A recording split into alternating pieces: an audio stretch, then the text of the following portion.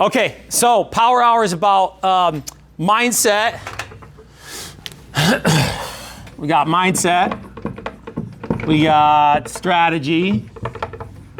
Okay, we got skills. So I have some fun games to play. I thought you were raising your hand right away. Okay, I got some fun stuff to deal with to be able to play with as far as skills. Because last time we played with think, feel. We tossed around the option, our ability to dig deeper on conversations, going 3 deep when somebody says they know an agent. So exploring situation, and then what tools can I use to move around the conversation and understand motivation, to explore possibility. Because initially when you meet somebody, whether you're at an open house or you're making phone calls from internet leads or you're calling your sphere, right? David, I missed you. One good thing. Picked up a good buyer's lead yesterday. Okay. They're going to be coming in March. Cool. See if I can pick them up and show them some properties. All right. You couldn't just sneak in like that. I was gonna know. I know you were here. Yeah, exactly. Okay, so when we're talking about being able to be better at having conversations with people, because we make money by what we say. Stacy, right? Okay, we make money by what we say.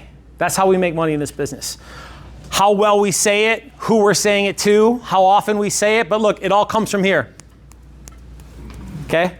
My ability to have conversations. So when somebody says I have an agent or somebody provides an objection for you, then look, my job is to explore the situation, to explore motivation. And so the option, think, feel strategies that we talked about last week were opportunities to further dive into those conversations. I got a couple tools that we can play with today too. But first, I always like to start with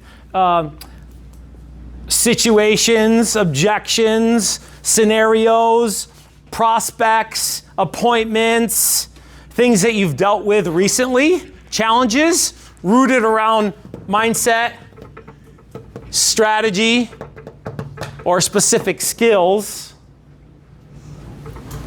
Open floor, something, anything. Okay, that's for skills, right? No likey pricey, okay? All right, what else? No likey price. No likey price. They want to pad the price. Okay, what else? Just shoot out some stuff today that you think that you want to hear about or talk about mindset, strategy, or skills, or specific scenarios, conversations, challenges, things that you are in fear of, things that you want to get better at, rooted around mindset, strategies, and skills. Carrie. From recent open houses, I have an agent. I have an agent. Okay, so. They don't want to make a repair that is not. They just don't want to make a repair that you've recommended. Yeah. For listing. Okay. Negotiations. No repair. But I mean like before listing. Okay. Make ready stuff. Pre-listing. Okay. Mindset, strategy, skills. We're just brainstorming right now, right? Stuff that we can talk about and toss around and have fun with. Telling your sellers that you are really getting the best offer. Telling your sellers that you're not getting the best? They are getting. Oh, they are getting the best offer. And they're trying to get more. Yeah, I like that one. That one's different. Okay. This is the best offer. Especially if it comes quick. Okay. There's an old.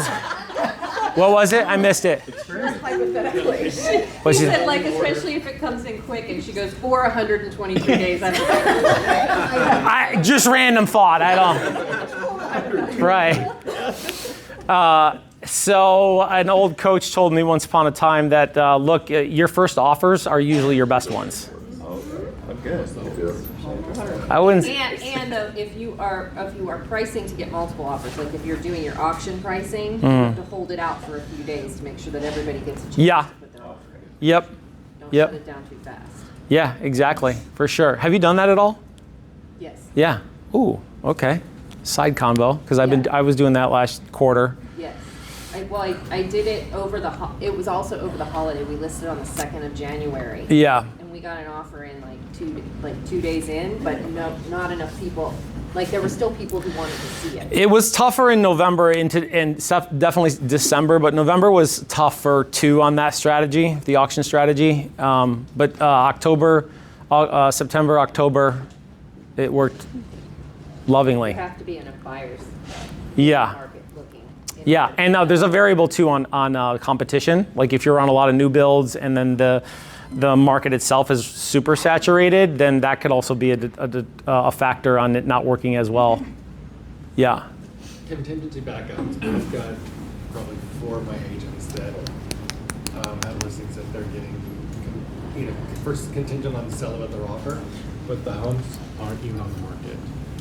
But the homes what? Aren't on the market yet. We're back in the contingency. Okay, Yeah. gotcha. Was this for the board or what? You just, what? What's, Yes. I'm confused. So Okay. you get a seller and they're getting. Hold on, I need more coffee. Hold on. They're getting contingency offers. One's got 2 contingency offers. Okay, But the houses aren't even on the market. And they've got one that's a really good offer, but contingency not on the market has a higher price. okay.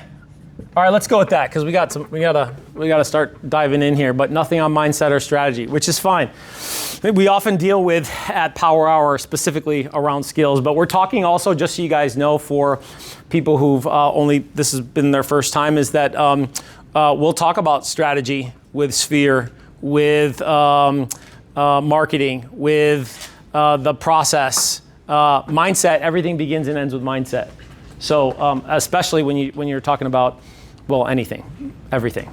I just said that, right? But prospecting is a big one. Everybody has a big problem with prospecting because they don't want to seem salesy, because they don't want to bug people, right? And then also with presenting, closing for the transaction, right? Because I have to prospect, present, and then close, right? Because if I'm not closing, then you're riding, and if you're riding, then you ain't driving, and if you ain't driving, they're not going to take you to where you want to go. Farda? Yes. Okay. You understand? Was that confusing, or you got it? Yeah, I got it. If I'm not driving, then they're driving, and they're not going to take me to where I want to go. So whether it's the prospecting, the conversation where I'm exploring, even though they've given me an objection, like I have an agent, or I'm just looking, or I'm not ready yet, there's still an opportunity to talk to people. Okay. Convince them. No. No. No. Okay. Yes.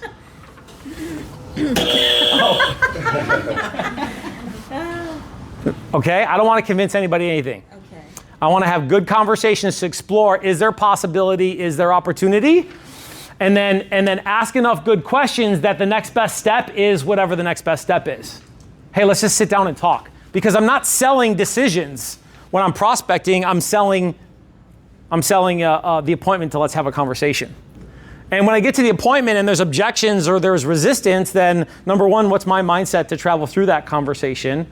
Because if I'm trying to convince somebody something, then look, nobody wants the hammer and wants to be pressured.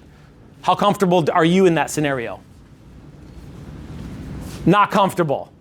Okay, so my ability to be able to have a strategy where I'm asking enough good questions that explore risks and rewards. That's what we were talking about last week with Think Feel, is exploring risks and rewards to come to a conclusion that actually starting at $500,000 not a good idea, and we need to start at $450,000. By exploring good conversation through questions. Okay, let's jump into a little bit of that right now. So, no likey pricey. I just like to say that, so. Okay, listen, I have to entertain myself, all right? Or else then it's boring and we're all sitting here and it's not fun. Okay, so tell me the objection again, Kim. That the price range you're suggesting is not high enough. My house is worth more than that. Okay, so we're at the listing presentation. And they say, I don't want to start at that price. I'd like to start higher, which happens 100% of the time, even with your friends and your family. especially with your friends and your family, okay, is... Or we hear this one too, like, if Yeah. everybody's offering under, so let's pad it 10 or 15% so that we can get to where I want to be. You've got your range, and they're like, yeah, okay, great, but we need to go 625 because it needs to be padded, so we have room to negotiate. Leave room to negotiate. Yeah, love that one. Literally, I do now, right? Because when you're new, you're like, and that comes off in your face, Carla, somewhere, or in your energy. Not your face, but like our faces collectively, right? Or the energy in somehow, frustration maybe, Kim, right? Where you're like, okay, I just showed you why 600 is the highest, and you still said 625. Or the third one is, well, the other agents told me they could get more. Yeah, I haven't heard that one in a while. Yeah, but yeah, for sure. Okay. There's going to be some desperate agents out there who are going to be telling you whatever they want to hear to get the list. Always are, right? And at the end of the day, by the way, just as a quick precursor, is that the better you qualify people, the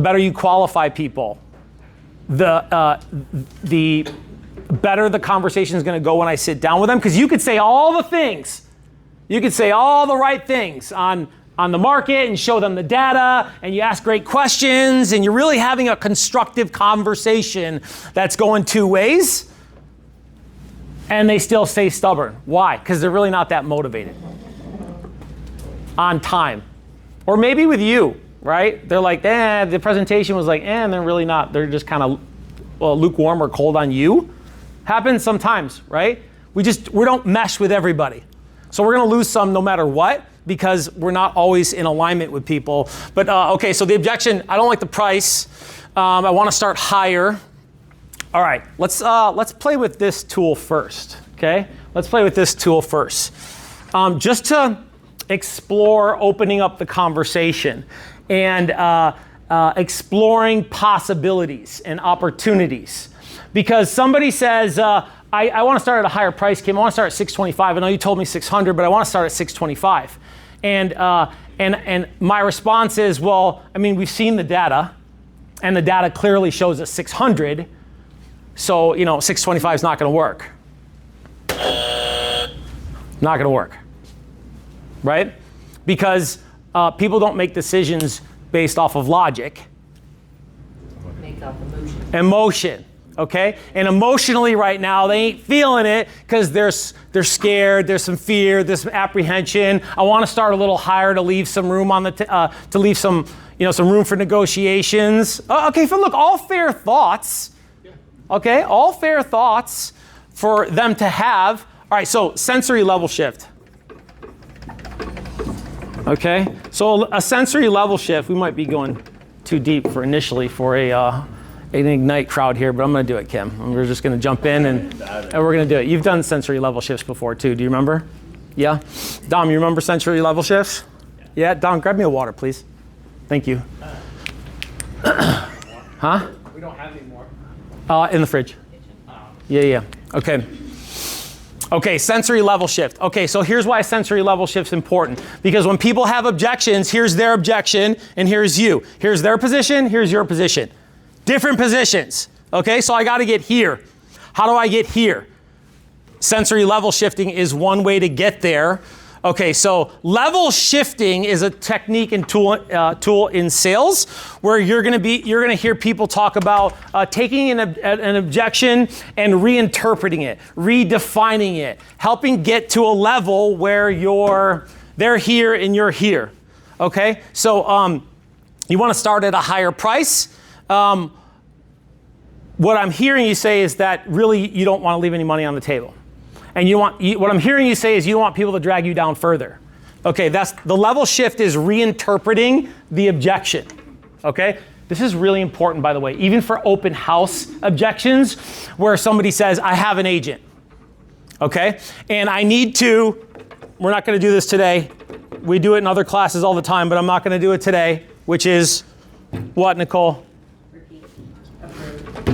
Right? They need to hear me, hear that I hear them, They got to hear that I'm on the same, that I acknowledge their feelings and their thoughts, and then I can move to a new question. Okay, so, right, I bring that up. Right, to shift it, right? Because they're here, I'm here, and I need to get alignment with where they're at. And it can be anything from an agent at an open house to I'm at the prospecting, I'm at the listing appointment, and I'm trying to get a price reduction. Okay, the sensory part of it is just using a word like, I had this written down. Feels like, where's the thing? We're gonna go, I'm getting the feeling, what I'm hearing you say feels like, sounds like, let's just use those, okay? All right, we're kind of deep now in the pro set of like being able to use skills, but this will be very useful for you guys at any time, okay? So, Kim, I'm getting the feeling that how do I label this? Reinterpret the objection.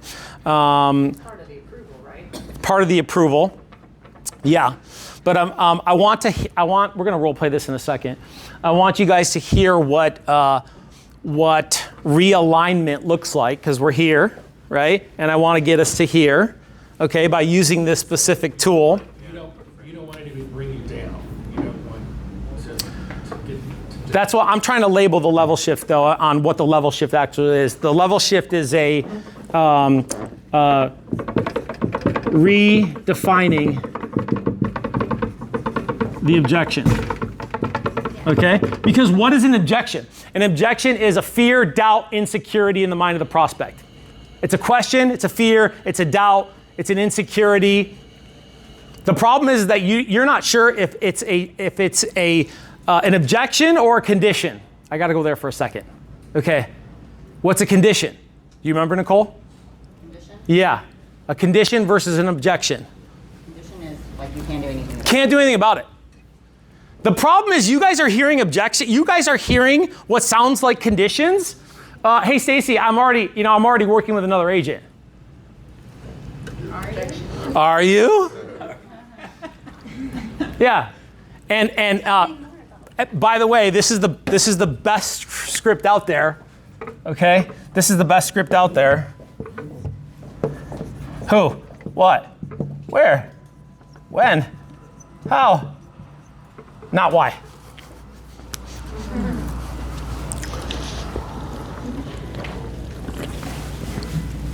Okay.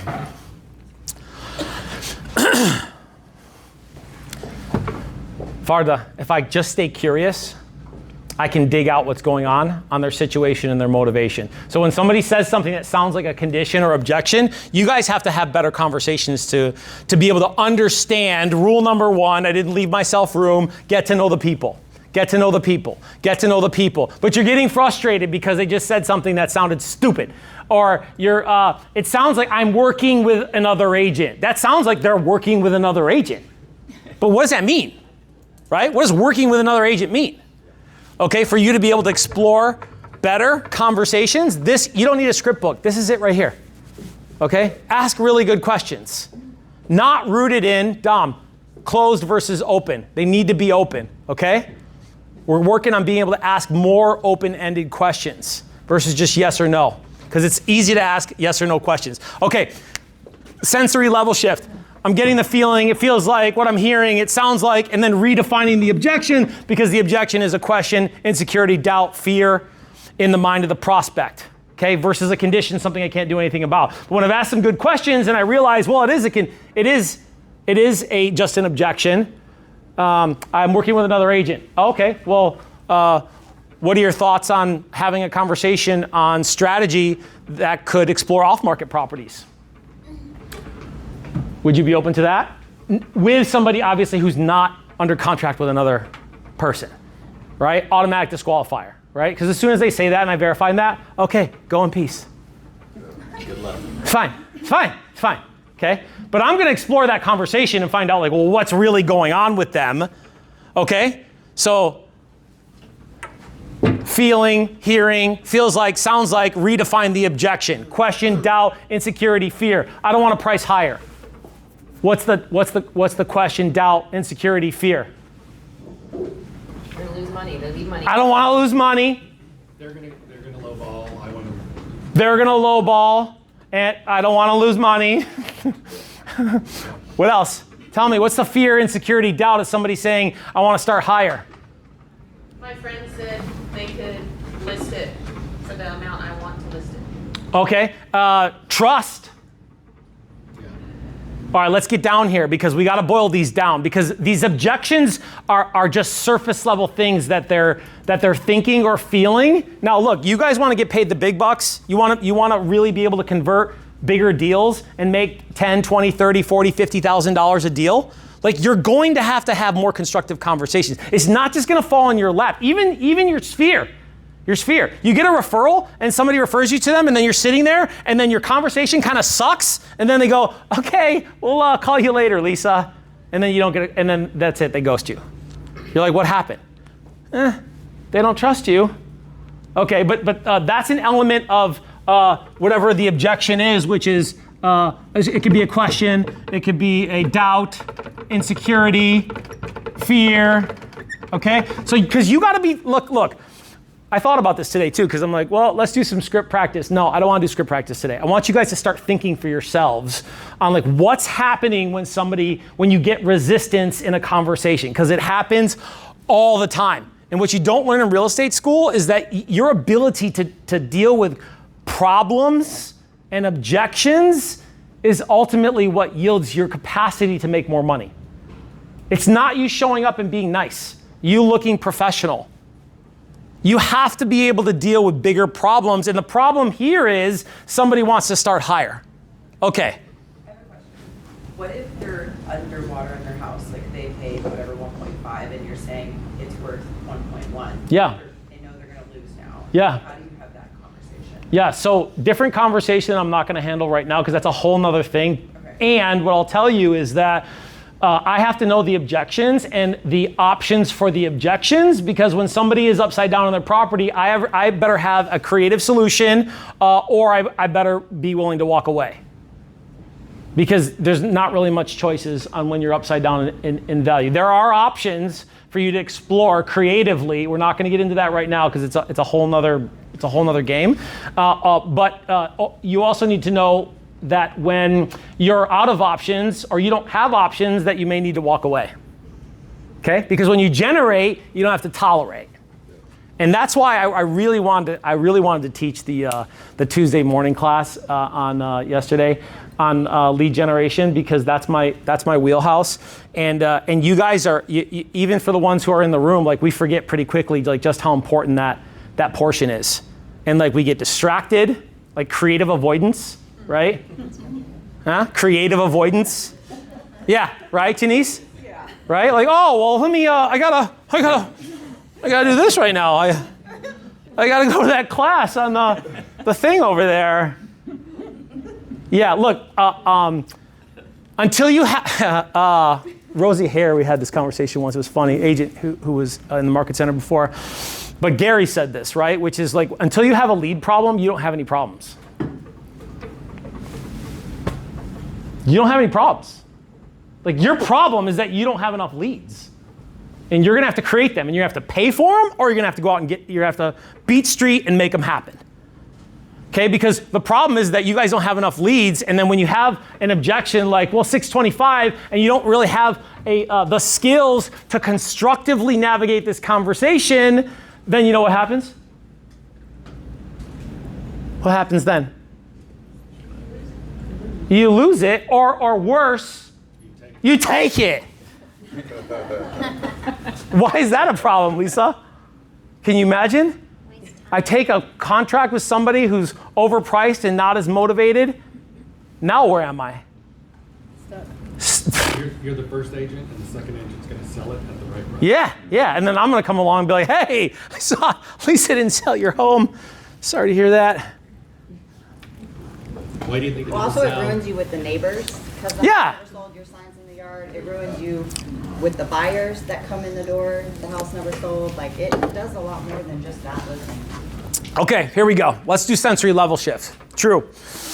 Okay, so feel, hear, see, sounds, and then redefine the objection. Let's just that one little step. We don't have to close right now, but let's just practice that for a second, and then we'll practice closing on, or we'll practice real role plays on the objection itself. Okay, feels, hears, sounds. Okay, Dom, you ready? You're not ready. Okay, that's my son, so I can bust his chops. All right, so Kim, you want to play? Yeah, sure. Okay, so I just think that I'd really like to start at 625, Kim, because I want to leave some room for negotiations. You'd like to start higher, Paul? Yeah. Okay. It sounds like you have concerns about leaving money on the table during negotiations. Okay, good. Are you ready? That's it. Yep. All right. Natalie, I want to start at 625. Okay, so you want to start higher, Paul.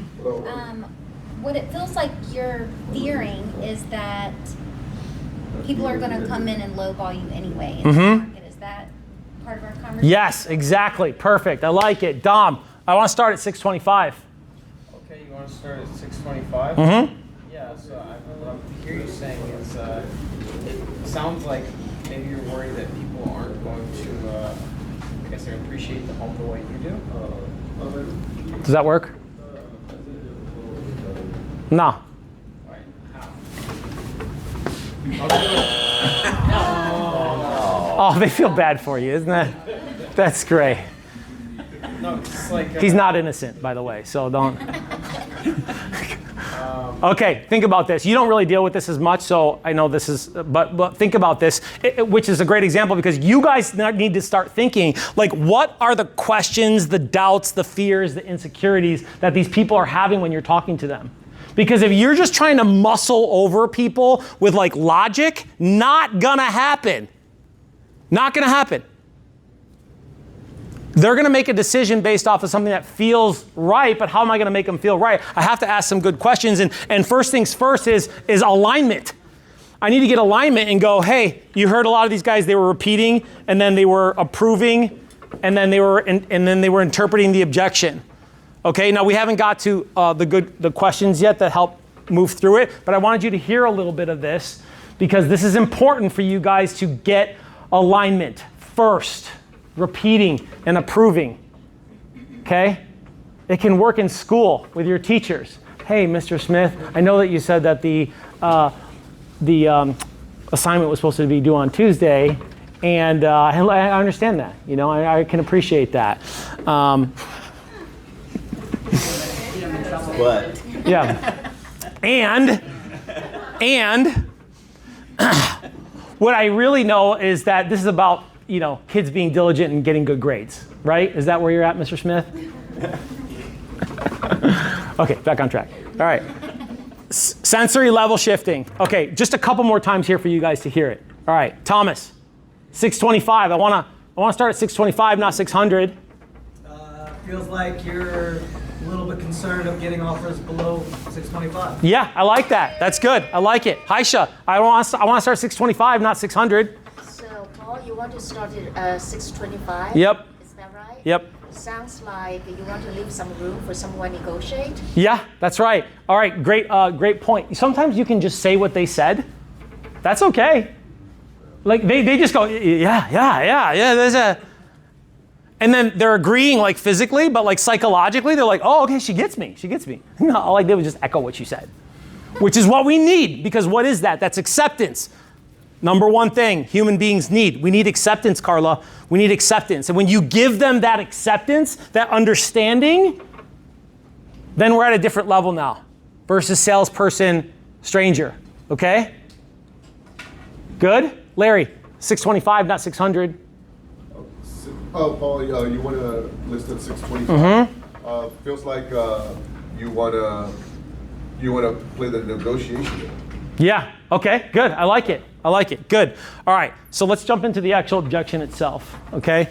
Which is handling. Now we got to handle the objection. I'm at the listing presentation, and I need to handle it. Okay, because when I'm on a prospecting call or I'm at an open house, I'm not selling a decision, I'm just selling a conversation. Hey, let's sit down and talk about it. And there's objections, and I handle those objections to get to the conversation, not to convince them to use me. But now we're at the listing presentation, and it's like, okay, let me really dive into this, right? And ask better questions. Okay, so let's just role play this off the cuff with people that I know can play around with this, and listen carefully on what they're saying, because a lot of them have already practiced quite a bit. Doctors practice. Attorneys practice. Real estate agents practice. Yeah. Good one. Good ones. Good one. Okay, all right. Nicole, 625. I really want to leave some room for negotiations. You want to leave room for negotiations at Right. 25, Paul? Yep. Yeah, it sounds like you want to make sure that you're not leaving any money on the table. Is that what I hear you saying? 100%. I don't want people dragging me down even further. I mean. Yeah, I completely understand. And Paul, how would it make you feel if you were to list at 625 and end up getting actually less than 600 because of the time you wasted at that price point? What do you mean? How could that happen? Yeah, absolutely. That's why we need to. Oh wait, are we at the appointment? We're at the appointment. Okay. Yep. Yeah. So, Paul, I'm assuming that since you're ready to price high, you think you have a lot of time. Is that what you're saying? Well, I don't have to sell it in a week. We'd like to be moved within the next 60 to 90 days. So, it's not a fire sale. I'm not rushing to get it done. Completely understand, Paul. You're not rushing to get it done. What if the buyer is? What do you mean? So let's say you have a buyer at 600, which is where we agree you want to get, correct? Right. And if they only have 30 days and you're stuck at 625 because you're afraid they're going to bring you down lower, how would that make you feel if you miss out on that one buyer? Because all it takes is one, correct? That's all it takes is one. Right. And there's other buyers out there. There's a market of buyers out there, right? Absolutely. But if you're stuck at 625 and we know it's at 600 and they go down the street and find 605 or 600, where does that leave you? Do you want to sell your house or their house? What do you mean, sell their house? Well, if you're at 625 because you're waiting to play the game and you have buyers that don't want to play the game and they go down the street and someone's at 600 where we're supposed to be and they put an offer on that house instead of yours, how's it going to make you feel? I won't feel good about that. Right. So we don't want to sell their house, right? Right. We want to sell yours, right? Right. So let's do the right thing, price it right from the start, and get you signed. All right, that's one way. That's one way.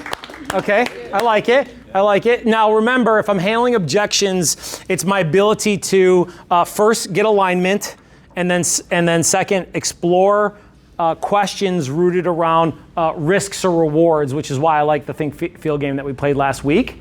Because if I'm not exploring that, then look, I'm doing this. Nobody wants this. Finger in the face. This is what you need to do. These are the repercussions. Versus asking questions about those.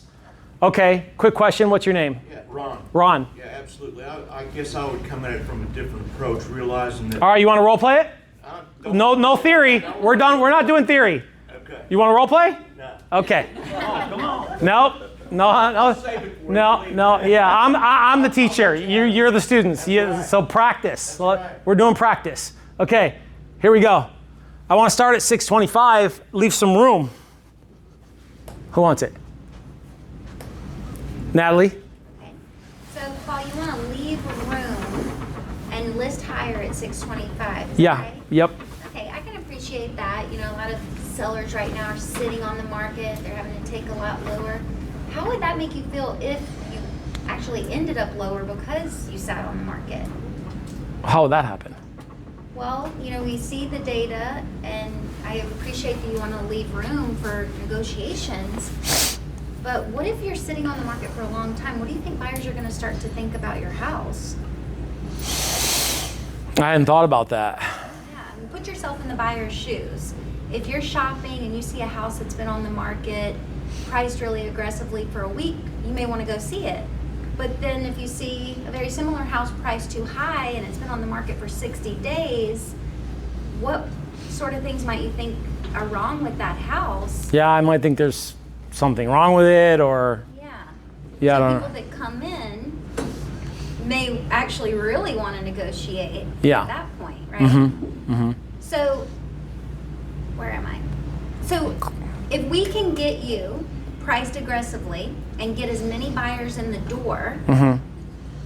and we can sell your house quickly for the price that you want, would that be better than sitting longer and giving yourself the chance to accept less than you want? Yeah, I mean, that would be good. I just don't want, Natalie, for buyers to come in and drag me down further, and like really try to, take advantage of the price. Yeah, I can appreciate that because we're hearing from some people in the market that no matter what, buyers are expecting a deal, right? Yeah, yeah. I think the smartest buyers are coming in and seeing a house like yours priced appropriately, and they're not going to waste time on it. And we don't want to waste time entertaining buyers who just want a deal. Exactly, We want exactly, to bring in those right, serious buyers. exactly, right. So by pricing aggressively and correctly from the forefront, we're going to invite the most qualified, the most serious buyers. And with luck on our side, maybe we can get a few of those and get what you want. So let's do it. That's good. That's good. How would you close that out though, really? Yeah. How would you close that out, really, though? I would probably not start laughing. Yeah. Would you say, let's do it?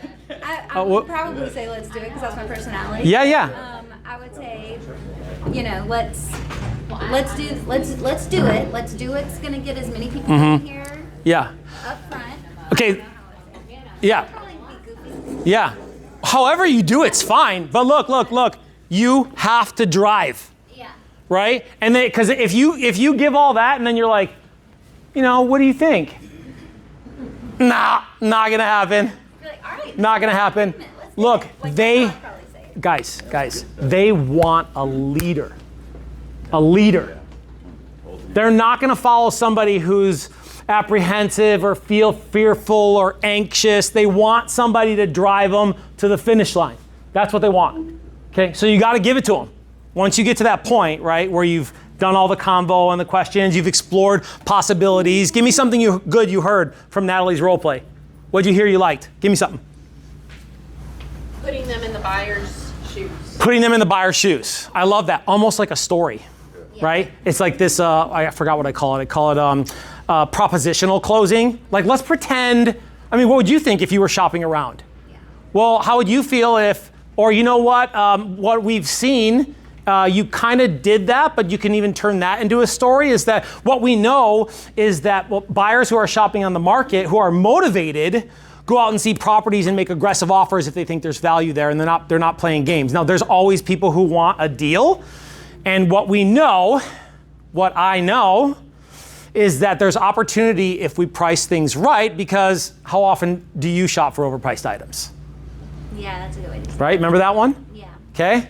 Now there's plenty. Look, if you don't know the playbook, I'll put my email up here. Okay. The playbook has lots of good foundational conversations for you guys to trial close, where you ask them a question that leads to them being in agreement with the next best step for prospecting, for presenting, because I have to be able to navigate those conversations and ask better questions, create a conversation they can grow into. Is that still a bold law? But it should be if it's not, because that one was really a good one that took me like 2 years to understand. Like the first time I heard it, I'm like, what? Can you state it again? Yeah, I have to create conversations for them to grow, for people to grow into. Because look, ignorance, fear, doubt, misinformation, fake news. Right, okay, all right. So I have to create a conversation that they can grow into through good questions, through stories, to start breaking apart like what's going on here. Because maybe it's conversations to figure out like, well, what's their thought process and why they think that 625 is important to you. Because this conversation could go a million different ways on, so what's important about 625? Well, I told you I don't want to start that high. All right, I don't want to start that low because I want to leave some room for negotiations. So what makes you think that 625 is going to be a strategy that would cause somebody to get what you want versus having people pass you up? Because obviously, based on the data, we're $25,000 over the last highest sale. Yeah. shut up, let them answer the question. Because a piece of this too, Kim, is your ability to explore data from the presentation in a constructive and careful manner that's not frustrating or that's not frustrated. I'm frustrated, right? Because I'm like, I just told you that. Look, you saw the data. You know why this is a bad idea. But to go back to, because sometimes it takes 3, 4, 5, 6 layers of conversation for them to get it on like why this is a detriment, a risk, a consequence. And I have to be able to create a conversation that lets them explore that versus me doing this. Because if you do this, you're the enemy. And now we're here. And I need to be here. Okay? So, Kim, you want to role play it? Sure. All right. Look, 625, I want to leave some room for negotiations. You want to leave some room for negotiations? Yeah, yeah. It sounds like you have concerns about leaving money on the table. Is that right? 100%. Yeah. And I also heard you say negotiation, power of negotiations, right? You don't want them, you want to be able to leave room for negotiations. Yeah, I don't want people dragging me down further and just leaving some room to be able to, go back and forth. I know people always are trying to, negotiate. Yes, okay. And I appreciate where you're coming from. I think within a market where we have buyers offering under asking price, that is a concern of sellers like yourself. Is that about where you are? Absolutely. Okay, great. And what happens if pricing it at $625 doesn't bring us any showings and no offers to negotiate? You don't think it would produce any showings? Yeah, so if we price it at that price, you may have buyers that overlook your property because, well, when you were looking for properties, we just bought your house. When you were looking for properties and you found one, I brought you comps to validate the price, right? Yeah. Okay. And so their agents are going to be doing the same thing with your house. So if they bring your house to their agent and they say, I'm interested in this house, and the agent says to them, I've run the comps and they are overpriced. This one down the street is actually very similar. Why don't we go look at that one? They seem to be willing they seem motivated to sell their house. So how would you feel if you were actually selling your neighbor's house by pricing it at $625? Well, that's not the plan. Right. So let's do the right thing and price aggressively. The hope is that if we price it aggressively enough that we'll get multiple offers, and that not only will you get a great price for your house, but the terms will also be in your favor. Multiple offers can still happen, you think? Multiple offers are absolutely still happening. I just sold a house recently. We priced it aggressively, just like I'm suggesting to you now. We had 6 offers, and we were able to pick the highest price. And even though they had repairs to negotiate, they had driven the price so far up above what they wanted. When we came down, they ended exactly where they had planned. Really? So let's do the right thing and price it aggressively with the hope that we get people to look at it, multiple offers, and we get you the highest net possible in this particular market. All right. What'd you like you heard? I know we got 1 minute. Give me one more minute. What'd you like you heard? What'd you like you heard? I mean, obviously, yeah. Multiple offers. Yeah. And painting the situation. Yeah. You say multiple offers, though, you definitely got to be able to back it up as far as creating knowing that you're in that zone, and then also always disclaiming, like, can't guarantee it. Right. Well, and because then you kind of tapped into a fear most buyers are going to say after. It's like, well, but then there's repairs and there's this and that. You at the forefront to talk about that too. I'll tell you, you guys can make a lot of money with your ability to have harder conversations, because the people who get paid more money are the ones who can handle bigger problems or more problems. Okay, and initially it's like bigger problems, meaning like you're at an open house where the open house is 6, 7, 8, 900, a million or plus.